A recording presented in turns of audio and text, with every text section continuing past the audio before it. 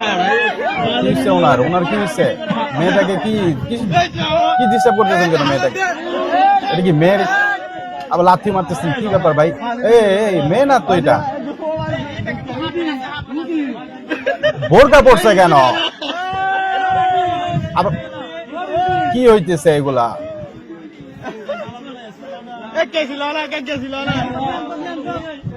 কি নিতেছে, কি করতেছে? চেনটাও নিয়ে যাচ্ছে। আহা, আবার ওই বুকে হাত দেয়। এর কি অবস্থা?